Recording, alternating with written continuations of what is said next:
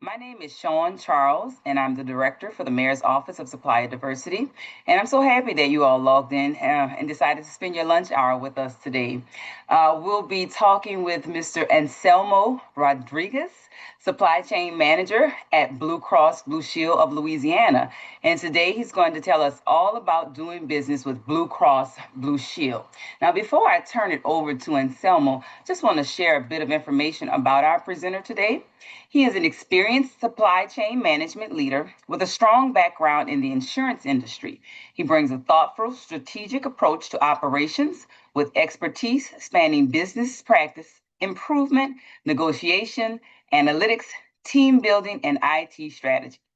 Backed by an MBA from Southeastern Louisiana University and a Bachelor's of Science in Computer Science from Louisiana State University, Mr. Rodriguez combines technical insight with practical leadership to drive effective results focused on solutions.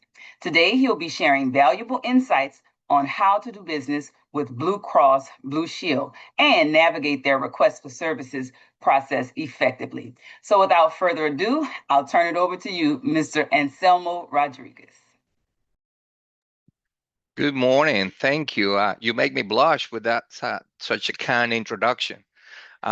Appreciate it. And I want to thank everybody for being here. I believe we have around 20 something participants, and I'm very happy that you're taking a little bit of your time on a very cold morning here in Louisiana, in South Louisiana, actually the whole state, to spend a little time with us. As was mentioned, I'm the manager of supply chain management at Blue Cross Blue Shield Louisiana, also known as Louisiana Blue, owned and operated by Louisianans.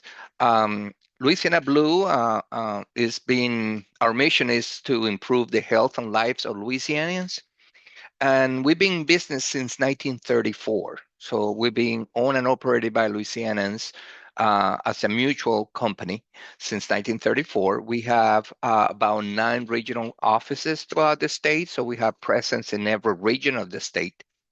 And we're serving 1.9 million Louisianans. And that's our focus, and that's why we exist.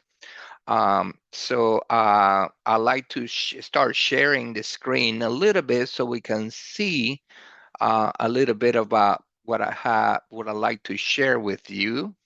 Uh, and let me make sure that can you let me know if you see the screen so far? I have the How to Do Business with Louisiana Blue 2026. Yes, sir. We can see your screen. Thank you very much. Thank you very much. And again, thank you for being here, everyone. So as you see, you get in this is my first presentation for the year on this particular topic. So you get in the news off the oven. Thank you again for being here. So the first thing we're going to talk about it is what is called the Louisiana Blue Supply Portal. Our supplier portal is what we describe as our prospect vendor database. This is where our buyers, our strategic sourcing managers, look for potential vendors that they would like to invite to any sourcing event. Now, we don't advertise our sourcing events anywhere. Like, usually in the public sector, they mandated to do that. Being the city of New Orleans, who is hosting us today, and thanks him for that. They typically do that, and so does the state of Louisiana and some other cities throughout the state. In the private sector, and particularly at Louisiana Blue, we don't do that. We don't advertise our sourcing event. But what we do is allow people to register as a potential prospect vendor to Louisiana Blue using this portal that you see on the screen, and you see the QR code there that hopefully you can copy this and save it and open the portal there, and you can register the profile of your company and keep it current. So our supplier team, our sourcing team, usually look at that when they get a request from the vendors, from the business owners for a particular event. They say, okay, who fits this?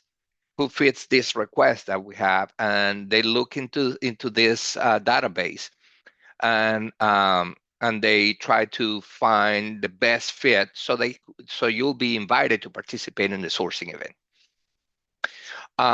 One thing that is interesting for you to know is the engine behind this supplier portal is a application known as Supplier IO or Supplier One, which is actually shared by many corporations. And lately, I don't know if you're familiar with the new recent initiatives launched by the state of Louisiana called Louisiana Source, which is also using the same engine, the same tool.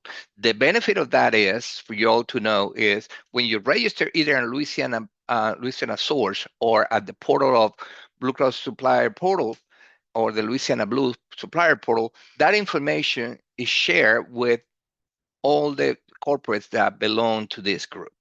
So you had an added value by doing this. The visibility will be shared with other corporations. So again, I encourage you to either register yourself with the Louisiana Source initiative or also use our portal. In any event, your information will be shared. It's very important that you keep current all the certification, your contact information, every relevant elements of your profile and your business offer needs to be uh, pretty well defined in this database. As far as how to be ready for a bidding opportunity, so as I described before, we don't advertise in any specific place or in our websites our bidding opportunities, but we do share the information with a few trade organizations and supplier diversity groups throughout the state, and we usually share that information with them. So in order for you to be ready for an RFX, or basically a sourcing event, we want you to be competitive and keep current changes in your industry. It is important that you know if you're going into a particular industry and you want to compete in that area, that you really know what you're doing, that you really can keep yourself current and be able to offer the best in class, because you're going to be competing with all sorts of uh, vendors out there. So you need to be ready. You need to do that ahead of time. It's very difficult when you get an opportunity to bid and you start struggling to try to get the information on the industry if you haven't done your homework prior to that. It's possible. I'm not going to say it's impossible, but it's very difficult. You need to monitor your emails, newsletter, and social media, because some of this information might flow to you that way. Being responsive is very important, as you can see in the next bullet, where it says communicate promptly and accurately.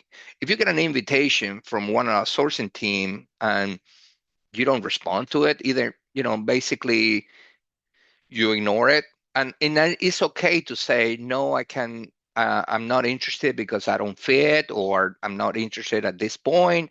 It's okay to basically regret the invitation.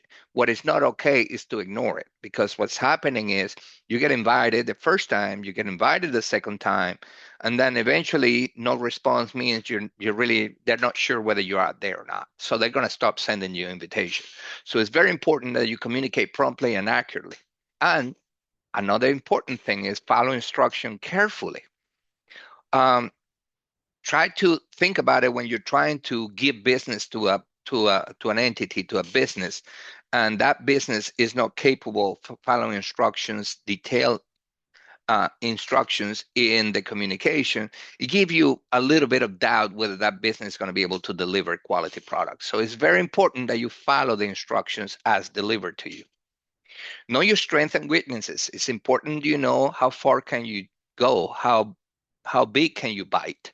Can promote your strength and supplement your weaknesses by either alliances, strategic alliances with people and businesses that can kind of supplement your weaknesses. But most of it, focus on what you do the best. A lot of small companies, especially when they're starting, they're trying to promote a lot of things, that they do a lot of things. In reality, nobody can be the best at everything. It's very impossible. And sourcing teams know that. So that's a red flag when you look at a vendor and they do, from cleaning windows all the way to building spaceships. And the reality is most likely you're not an expert in either of those. So again, identify what your strengths are, focus on what you do best, excel into that, and promote it. And those things that you feel that you have weaknesses, either develop your own, complement the weaknesses, or align yourself with somebody that can help you bridge that gap. Develop a clear and concise document explaining your capability. Again, one page max. I suggest, and actually on the portal, that's one of the things they ask you to do is to load your business to business capability statement. Uh, Try not to be too long into it. Again, uh, attention span is limited when it comes down to sourcing. And if you can't explain what you do best in one page, it becomes a little bit questioning. Now, of course, sometimes you do have complexity enough that you might have to go a little bit long, but no more than 2 pages. Please do not do that. Um, Networking to identify trends and opportunities. Again, connecting with trade organizations, and you have many throughout the state and on all the different organizations that from chambers of commerces to women groups, veteran groups, small and micro businesses groups. So try to build that relationships. A lot of business get developed from that perspective. Secure as many certifications as possible recognized by your industry. If you are in a specific area that certifications are required, it is important that you keep that information current. Not only do the certification, but also announce and advertise that you have it. Because by you doing the background work but not telling anybody about it, it doesn't help you. And again, that information I suggest that you keep it updated in the vendor profile that we suggest that you keep current. Over respond to bidding invitation. I can't be emphasized enough. Regrets are important as interest to bid responses. It's okay to say I'm not interested. What is not okay is to receive an invitation from a buyer, strategic sourcing analyst, and choose to not respond. That's the best recipe to sooner than later being dropped from the list, basically. Okay. Moving into the next phase, which is what good do we buy at Louisiana Blue? And you got to keep in perspective, we are a company of about 2,000 employees. So yes, our main focus is insurance. So yes, a lot of the financial services, a lot of healthcare consulting is very important.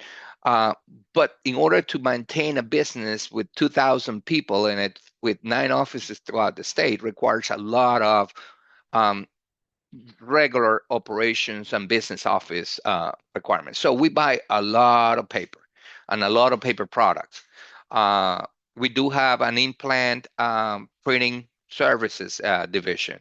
We do have a mail services division. So we do buy a lot of products associated with printing, producing, printing paper products, and we also have to support employees with a lot of paper products. I'm talking about napkins. We're talking about copy paper. We're talking about those kind of things. Software, we do buy a lot of softwares, and granted, sometimes depending on the type of software, specialty software versus standard office support offices, it might be difficult to because of our volume. Sometimes we go to the manufacturer, but also there's specialty software that we can definitely consider into fitting into our operations, and that's why important. Understanding what the requirement for bidding is all about. Office supplies and equipment, we do buy that. Computers and networking technologies, maintenance and cleaning supplies, promotional items, packaging materials, all those things that we buy. And there's anything that you can think of that it will support a business of 2,000 people and 8, 9 different campuses throughout the state. Services that we acquire at Louisiana Blue.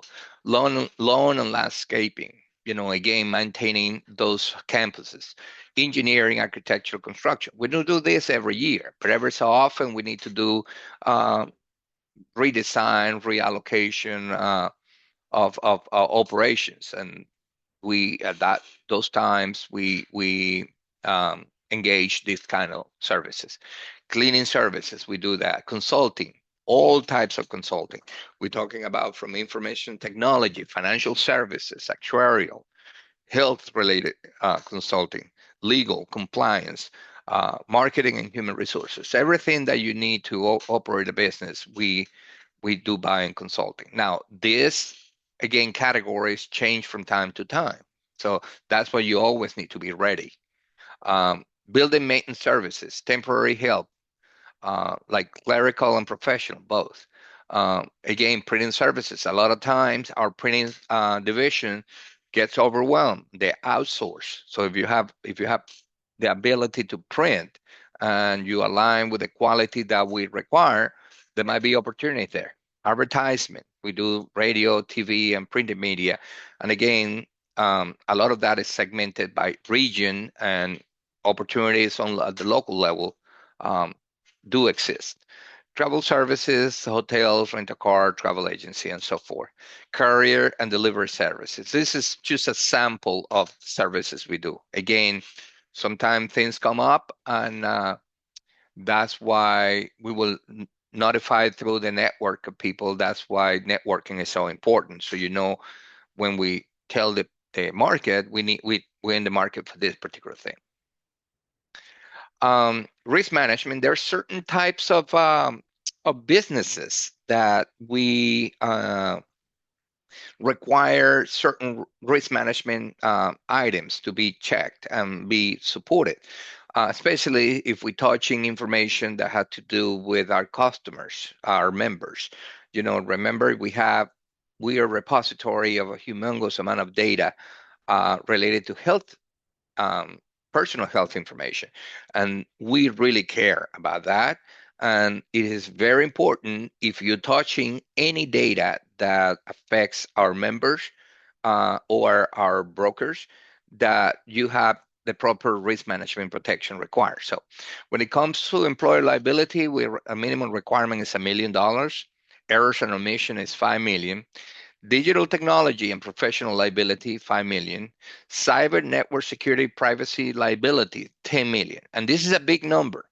So again, this is something that depending upon whether you're touching the data or not is required. And sometimes it's a challenge because for a small business, if the contract really is not that big and it's the sole business will be doing Blue Cross, then it might not be worth it for you to take on a $10 million policy for only one small engagement. So again, this is always a challenge. But if you don't touch any cybersecurity, this is something that could be waived. Commercial general liability, contractual liability, $2 million. Um, we do ask for comprehensive automobile liability based on Louisiana minimum requirements. Um, it is important that supplier agrees to require its insurer to waive all rights of subrogation against Louisiana Blue according to the extent possible. So when you are doing business with us, we ask you that you insurance carrier waive all rights of subrogation against Blue Cross. Note important here is some of the insurance might be required or not, depending on the type of service that you offer. And also, based on the nature of the specific risk, some of the limits could be negotiated. So even though this sounds a little intimidating for a lot of small vendors, I would say, depend on what you're trying to engage business with us, don't get discouraged by these numbers because there's a possibility it could, if it is not required, that we will consider waiving it in the idea of maintain giving opportunity to the smaller Louisiana vendors, which is one of our main goals in supplier development. Um, when it comes down to agreements that we require, there's certain things that in order for you to do business with us, you have to agree to do.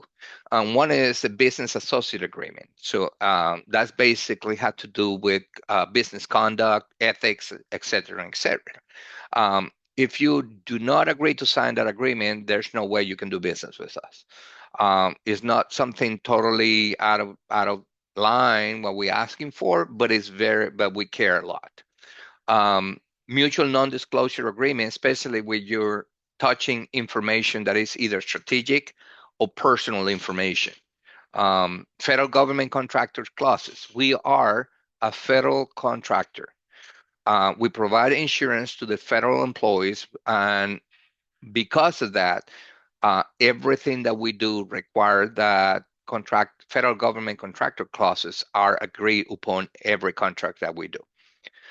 The same thing happened with Louisiana state clauses. We are a provider to the state for healthcare, and because of that, there are certain clauses that we have to agree to, and because as a vendor will be doing business on our behalf, in order to do that, they have to agree as well. Code of business conduct as well. And the bidder signature page, which is a component of the bidding where you actually commit yourself when you provide an offer to us, you make it a legal binding document. In other words, you are committing to what you're offering, um, and that is to prevent wasting a lot of inefficiency, getting into a lot of efficiency when somebody offers something and then really after winning they might not comply with or try to change the offer. So we really require that you sign the bidder page when you make an offer to us. Um, Simple enough. That's the main, and I want to open for questions.